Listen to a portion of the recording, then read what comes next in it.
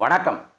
2026ல் நாம் தமிழர் கட்சி விஜயோட தமிழக வெற்றி கழகத்தோடு கூட்டணி வைக்க போகுதா என்கிற கேள்வியை மையப்படுத்தி காட்சி ஊடகங்களில், சமூக வலைதளங்களில் நிறைய விவாதங்கள், பகுப்பாய்வுகள், பின்னூட்டங்கள், கருத்து பகிர்வுகள், காணொலிகள்னு தொடர்ச்சியாக இதை மையப்படுத்தி நிறையா பேசிட்டாங்க. 2026க்கு இன்னும் பெரிய காலம் இருக்குது, ரொம்ப பெரிய காலம் இருக்குது. இப்போ 2024 பாராளுமன்ற தேர்தல் முடிஞ்சிருக்கு. இப்போ விக்கிரவாண்டி இடைத்தேர்தல் போய்கொண்டிருக்கு, அதற்கான பரப்புரை போய்கொண்டிருக்கு. அப்போ இந்த கால சூழலில் விக்கிரவாண்டி இடைத்தேர்தல் பரப்புரையை தான் புரிகிற அளவில் பேசணும். ஆனால் அதை விட அதிகப்படியாக முக்கியத்துவம் கொடுத்து 2026ல் எவ்வாறு அணி அமைய போகுதுங்கிறத இப்போதே ஊடகங்கள் முன்கூட்டியே பேச தொடங்குது. அதில் நாம் தமிழர் கட்சியை மையப்படுத்தி இந்த விவாதங்கள் கட்டமைக்கப்படுது. நாம் தமிழர் கட்சியை பொறுத்த வரைக்கும் ஒரு தனித்துவமிக்க வரலாறு இருக்குது அப்படின்னு சொல்லலாம். ஏன்னா இங்கே 75 ஆண்டுகள இயக்கம் திமுக 1949 தொடங்கப்பட்டு 2024 நிற்கிறோம். 1949 திராவிட முன்னேற்ற கழகம் ஏன் தொடங்கப்படுது அப்படின்னு பார்த்தீங்கன்னா, வரலாற்றை பின்னோக்கி போய் பார்த்தீங்கன்னா, திராவிட கழகத்தில் அண்ணாவுக்கும் பெரியாருக்கும் சண்டை. பெரியாருக்கும் அண்ணாவுக்கும் நிறைய முரண்கள் வந்துச்சு. பெரியார் கருப்பு சட்டையை இயக்கத்தோட பொது உடையாக மாற்றணுன்னாரு. அண்ணா அதில் மாறுபட்டார். அப்படி பொது உடையாக மாற்றக்கூடாது அப்படின்னு அவர் முரண்பட்டார். பெரியார் சுதந்திர நாளை கருப்பு நாள் அப்படின்னு வர்ணிச்சாரு. அண்ணா அதை இன்ப நாள் அப்படின்னாரு. அப்புறம் அண்ணாவுக்கு அரசியல் பாதை மீது நம்பிக்கை இருந்துச்சு, பெரியாருக்கு அதில் உடன்பாடு இல்லை. இப்படி பல மாறுபட்டு அண்ணாவும் பெரியார் இருந்தால் கூட பெரியார் மணியம்மையை திருமணம் செய்து கொண்ட பிறகு, அவரை வாரிசாக அறிவித்த பிறகு அங்கேருந்து வெளியேறி திராவிட முன்னேற்ற கழகத்தை அண்ணா தொடங்குறாரு. பெரியார்கிட்ட விலகி அண்ணா திராவிட முன்னேற்ற கழகத்தை தொடங்குறாரு. அப்போ சுருங்க சொன்னால், பெரியாருக்கும் அண்ணாவுக்கும் ஏற்பட்ட முரண் காரணமாக, தனிப்பட்ட முரண் காரணமாக, மோதல் காரணமாக அண்ணா பெரியார்கிட்டேருந்து வெளியேறி திராவிட முன்னேற்ற கழகம்ங்கிற அந்த இயக்கத்தை, அரசியல் இயக்கத்தை, கட்சியை தொடங்குறாரு. அதுக்கு பிறகு அதே திராவிட முன்னேற்ற கழகத்தில் அண்ணாவோட காலத்துக்கு பிறகாக கருணாநிதிக்கும் எம்ஜிஆருக்கும் மோதல், முட்டல், சண்டை. அதில் எம்ஜிஆர் வெளியேற்றப்படுறாரு. வெளியேறி அதிமுகங்கிற அனைத்து இந்திய அண்ணா திராவிட முன்னேற்ற கழகம், அண்ணா திராவிட முன்னேற்ற கழகங்கிற கட்சியை அவரை தொடங்குறாரு. அப்படி கருணாநிதிக்கு எம்ஜிஆருக்கும் ஏற்பட்ட முரண் காரணமாக, தனிப்பட்ட மோதல் காரணமாக தோன்றிய இயக்கம் அதிமுக. அதுக்கு பிறகான காலகட்டத்தில் அதே திமுகவில் கருணாநிதிக்கும் வைகோவுக்கும் சண்டை, முரண், மோதல். அப்போ வைகோ வெளியேறாரு. பெரிய பிளவு, சரிபாதி பிளவுலாம் வர்ணிக்கிறாங்க. வைகோ வெளியேறி முதல்ல திமுக சொந்தம் கொண்டாடுறாரு. பிறகு அது கிடைக்கல, கருணாநிதி கைக்கு கட்சி போயிடுது. அதுக்கு பிறகு அவர் வெளியேறி மறுமலர்ச்சி திராவிட முன்னேற்ற கழகம் அப்படிங்கிற கட்சியை தொடங்குறாரு. இதுவுமே பார்த்தீங்கன்னா தனிப்பட்ட முரண் காரணமாக, தனிப்பட்ட மோதல் காரணமாக உருவான இயக்கம்தான். இப்படி திமுக, அதிமுக, மதிமுகன்னு இங்கே இருக்கக்கூடிய முதன்மை இயக்கங்கள் எல்லாம் தனிப்பட்ட மோதல்களால், தனிப்பட்ட பகைமைகளால் உருவான கட்சி, இயக்கம். ஆனால் நாம் தமிழர் கட்சி அவ்வாறு உருவாகலை. நாம் தமிழர் கட்சி 2010 மே 18 நாம் தமிழர் கட்சி பிறப்பு எடுக்குது. 2009 மே 18 இந்த நாளில் ஒட்டுமொத்த இன மக்களையும் ஈழ நிலத்திலே கொன்றொழித்து விட்டு, அவ்வளவுதான் விடுதலை புலிகள் வீழ்ந்தார்கள், அவ்வளவுதான் தலைவர் பிரபாகரனை கொன்றொழித்து விட்டோம், அவ்வளவுதான் உங்கள் புலிக்குடியை தாழ்த்தி விட்டோம், உங்கள் தாயக கனவை சிதைத்து நொறுக்கி விட்டோம் என்று ராஜபக்சே மண்ணை முத்தமிட்டு எக்காலமிட்டு சிரித்த போது எந்த புலிக்கொடி விழுந்து விட்டதாக சொன்னீர்களோ, எந்த நோக்கம் செய்து விட்டதாக சொன்னீர்களோ, அதே நோக்கத்தை சுமந்து, அதே தலைவனின் நெஞ்சில் ஏந்தி, அதே புனித லட்சிய கனவை நோக்கி அரசியல் பாதையில் கிளம்புறோம். தமிழீழத்தில் வீழ்த்தப்பட்டால் இன்னொரு தாயிலமாக இருக்கக்கூடிய தமிழ்நாட்டை எழுறோம்னு சொல்லிட்டு நாம் தமிழர் கட்சி இனம் அழித்தொழிக்கப்பட்ட 2009 மே 18 அன்னைக்கு இனம் அழித்தொழிக்கப்பட்டுச்சு. 2010 மே 18 அன்னைக்கு நாம் தமிழர் கட்சி பிறக்குது. அன்னைக்கு ஈழ இனச்சாவுக்கு பிறகாக அன்னைக்கு திமுகவை நம்பி, அதிமுகவை நம்பி, காங்கிரஸ் நம்பி, பாஜக நம்பி பல்வேறு இயக்கங்களில் பயணித்தவங்க, அன்னைக்கு அரசியலே பயணிக்காதவங்க இந்த இனச்சாவுக்கு பிறகாக ஒன்று கூடி ஒரு கட்சியாக, குடும்பமாக கிளந்து எழுந்தோம். அதுதான் நாம் தமிழர் கட்சி. 2010 நாம் தமிழர் கட்சி தொடங்கப்பட்டாலும் 2016 சட்டமன்ற தேர்தலாம் போட்டி அப்படின்னு அண்ணன் சீமானவர்கள் தெளிவாக அறிவிச்சாங்க. அதோடு கூட தேசிய கட்சிகளோடு, காங்கிரஸ், பாஜகங்கிற தேசிய கட்சிகளோடு, இந்த பக்கம் திமுக, அதிமுகங்கிற திராவிட கட்சியோடு கூட்டணி இல்லை, ஒட்டும் இல்லை, உறவும் இல்லை அப்படின்னு அறிவிச்சோம். சொன்னது போலவே 2010 தொடங்கப்பட்ட கட்சி 2011 சட்டமன்ற தேர்தலில் போட்டி போடல, 2014 பாராளுமன்ற தேர்தலில் போட்டி போடல. ஆனா இந்த தேர்தல்களில் ஒரு நிலைப்பாட்டை எடுத்துச்சு. யார் முதன்மையாக வீழ்த்தப்பட வேண்டிய சக்தி அப்படின்னு நிலைப்பாட்டை எடுத்து பரப்புரை செஞ்சது. 2011 பொறுத்த வரைக்கும் காங்கிரஸை ஒழிக்கன்னு சொல்லிட்டு காங்கிரஸ்க்கு தானே பரப்புரையை முன் வச்சுச்சு அந்த சட்டமன்ற தேர்தலில். 14 பொறுத்த வரைக்கும் 14 பாஜக வீழ்த்தணும், பாஜக வளர்றது ஆபத்துன்னு மோடி பிரதமர் வேட்பாளராக முன்னெடுத்தப்பட்ட காலகட்டத்திலேயே மோடிக்கு எதிரான பரப்புரையை மிக தீவிரமாக செஞ்சாங்க அண்ணன் சீமானவர்கள். அதுக்கு பிறகு 2016 தனிச்சு போட்டிடுறோம். தமிழ்நாடு முழுக்க 234 தொகுதியில் போட்டி போறதா அறிவிக்கிறோம். 2 இடங்களில் வேட்புமனு தள்ளுபடி செய்யப்பட்டதா 232 இடங்களில் போட்டி போட்டோம். கடலூர்ல அண்ணன் சீமானவர்கள் போட்டி போட்டாங்க. நாம் தமிழர் கட்சி அந்த முதன்மையா தேர்தலுக்கு வர்றப்பே பெரிய புரட்சியை பண்ணுச்சு. திருநங்கை அக்கா தேவி அவர்களை ஆர்க்க நகரில் ஜெயலலிதாவை எடுத்து வேட்பாளர் எடுத்தாங்க. அதே போல 40க்கும் மேற்பட்ட பெண்களுக்கு வாய்ப்பு கொடுத்தாங்க. அப்புறம் தனி தொகுதியில் நிறுத்துறதோடு மட்டுமல்லாது பொது தொகுதிகளில் ஆதி தமிழர்களை வேட்பாளர் நடத்துறாங்க. புறக்கணிக்கப்பட்ட தமிழ் சமூகங்களாக இருக்கக்கூடிய நாவிதர்கள், குயவர்கள், சலவை தொழிலாளிகள், இவங்க இந்த சமூகங்களுக்கான பிரதித்துவம் வேணும்னு சொல்லிட்டு இந்த சமூக ஆட்களை தேடி எடுத்து கண்டறிந்து அவங்களுக்கான பிரதித்துவத்தை நான் சீமானவர்கள் வழங்கினாங்க. இப்படி முற்போக்காக சமூக அடிப்படையில் வேட்பாளரை நிறுத்தி ₹1 காசு கொடுக்காம தேர்தல் காலத்தில் நாம் தமிழக கட்சி நின்றுச்சு.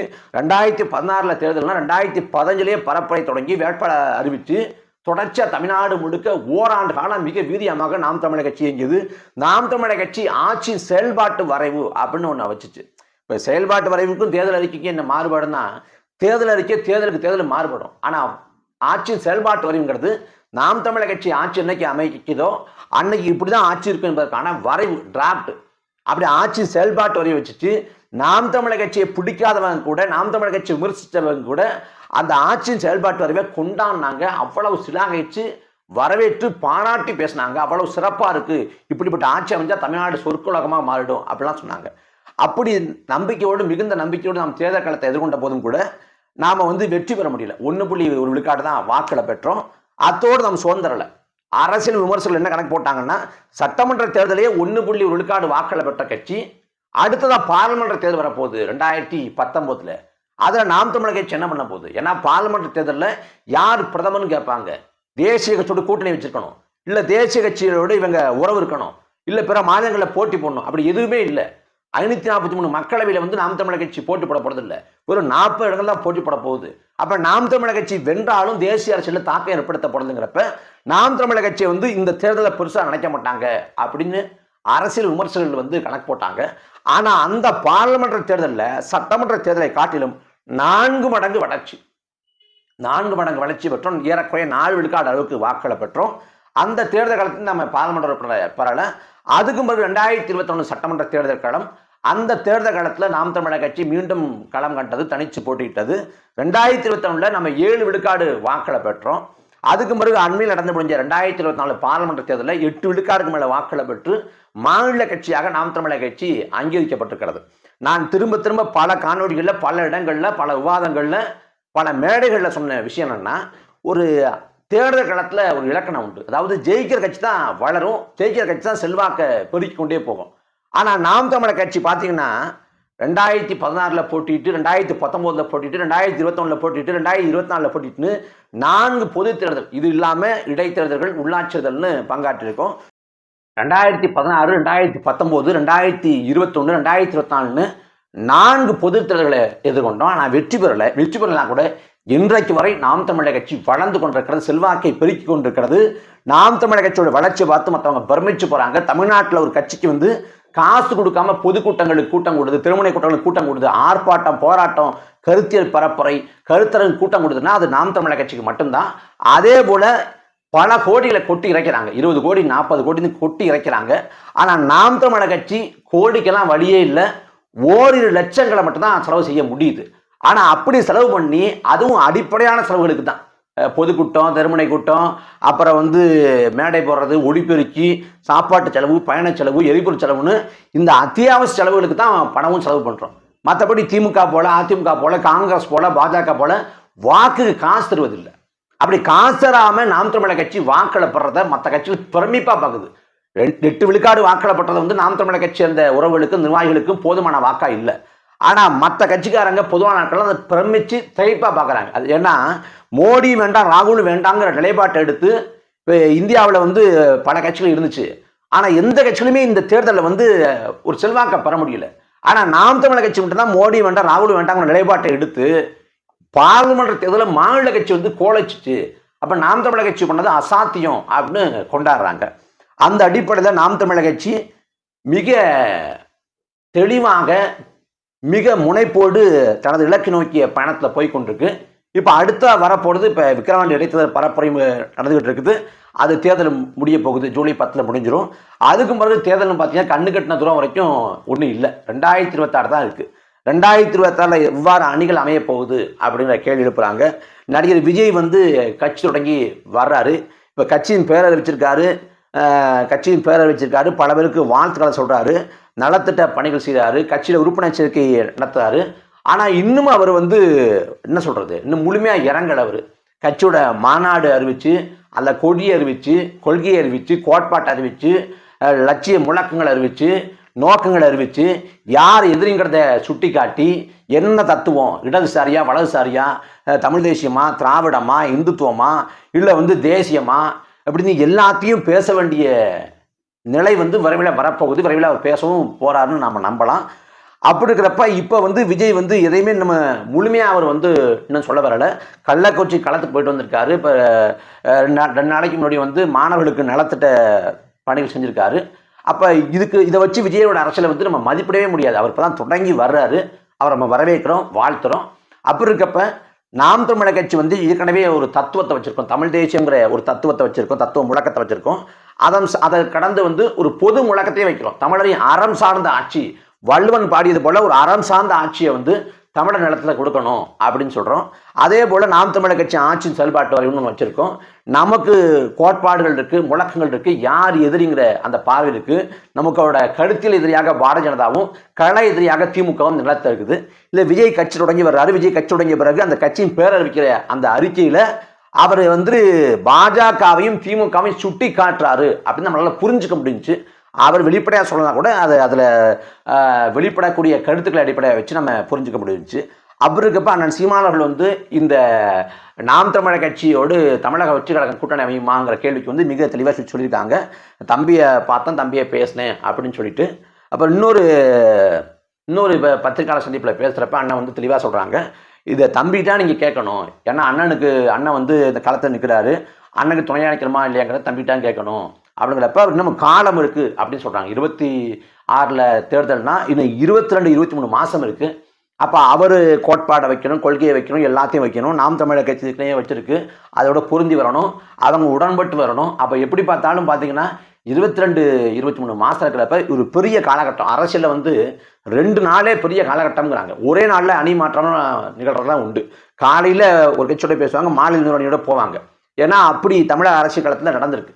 அப்போ அரசியலில் வந்து ஒரு 2 நாள் 3 நாளே பெரிய விஷயங்கிறப்ப, ஒரு நாளே பெரிய விஷயங்கிறப்ப இன்னும் 20-22 மாதம் இருக்குது. அப்போ வந்து விஜய் கட்சி தொடங்கட்டும், கட்சி தொடங்கி வரட்டும். அவருக்கு ஒரு பயணம் இருக்குது, அவருக்கு பாதி இருக்குது. நாம் தமிழர் கட்சிக்கு ஒரு பயணம் இருக்குது, ஒரு பாதி இருக்குது. அப்போ நம்மளோட கோட்பாடுகள், நம்மளோட கொள்கை முழக்கங்கள், நம்மளோட நோக்கங்கள் இது எல்லாத்தையும் ஏற்றுக்கிற பட்சத்தில் அது குறித்து நம்ம நகர முடியுங்கிறத அண்ணன் சீமானவர்கள் சொல்லியிருக்காங்க. அதனால் இதில் வந்து என்னென்னா, தொடக்கத்தில் விஜய் கட்சி தொடங்குறப்ப நாம் தமிழர் கட்சிக்கும் விஜயோட கட்சிக்கும் சிண்டு முடிஞ்சு விட்டுடலாம், 2 பேரும் அடிச்சுக்கட்டும் அப்படின்னு நினச்சாங்க. ஆனால் அண்ணா சொன்னாங்க, அண்ணன் தம்பியும் சேர்ந்து தான் எல்லாரையும் விரட்ட போகிறோம் அப்படின்னாங்க. இப்போ வந்து விஜயோட அரசியல் வருகையை வந்து நாம் தமிழர் கட்சி சேர்ந்த உறவுகள் வந்து வரவேற்கிறாங்க, விஜய்க்கு வாழ்த்துக்கள் தெரிவிக்கிறாங்க. ஆனால் அதே சமயத்தில் திமுக வந்து விஜயை நோக்கி கடிச்சு கொதற தொடங்குது. இப்போ சாதி ஆணவ கொலைகளுக்கு வந்து தனிச்சட்டை மீட்ட முடியாது அப்படின்னு ஐயா ஸ்டாலின் சொல்கிறாங்க. அதை பற்றி பேச ஆள் இல்லை. அதே போல் சாதிவாரி கணக்கெடுப்பு எடுக்க முடியாதுங்கிறாரு. அதை பற்றி பேச ஆள் இல்லை. கள்ளச்சாரத்தில் 60 பேர் செத்து போயிட்டான். அதுக்கு இன்னும் உருப்படியாக நடவடிக்கை எடுக்கலை.